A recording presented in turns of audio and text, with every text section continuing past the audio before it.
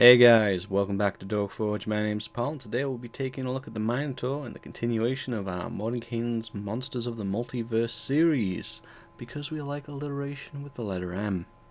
So, jumping straight into it, and straight away we can see we have a little bit of new art.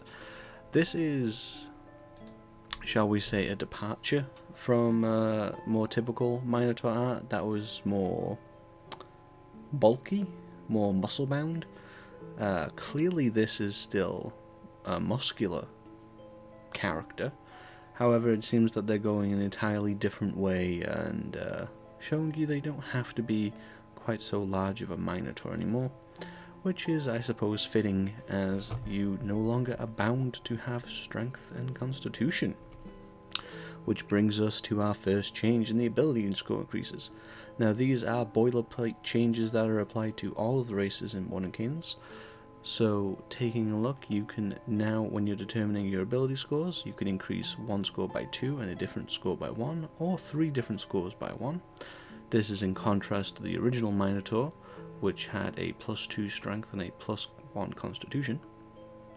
Languages is going to be common and one language of your choice that you and your DM agree is appropriate for your character, whereas previously you spoke common and Minotaur.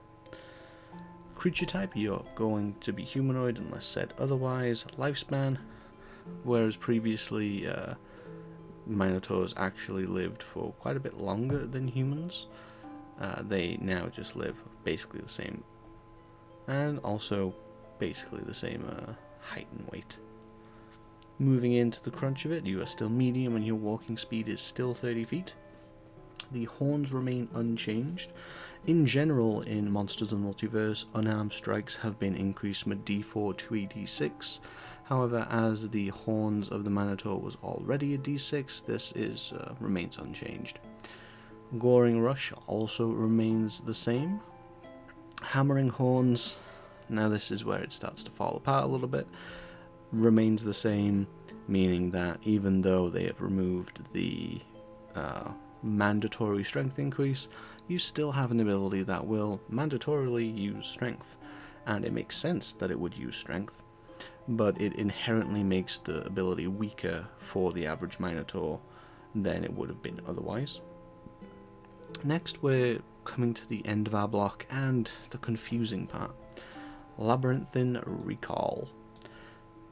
So when you always know which direction is north, and you have advantage on any wisdom survival checks you make to navigate or track.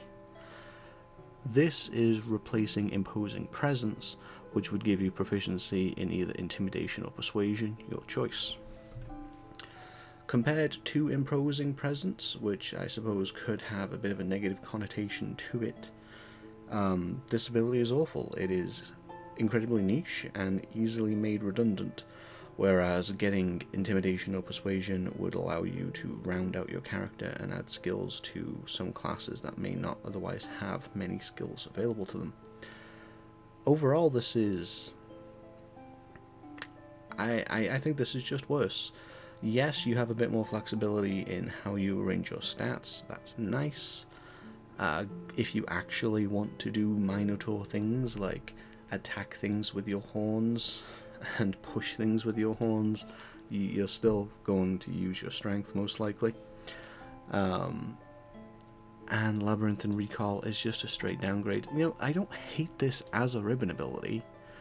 I just wish that this would have been on top of Imposing Presence, and if they had an issue with the optics of that ability, they just renamed it.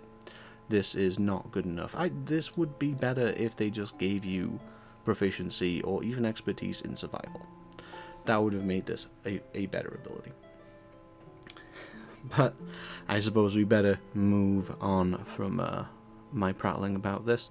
How do you feel about the new Minotaur? Do you think that they should have received more changes? Do you wish they would have received less changes?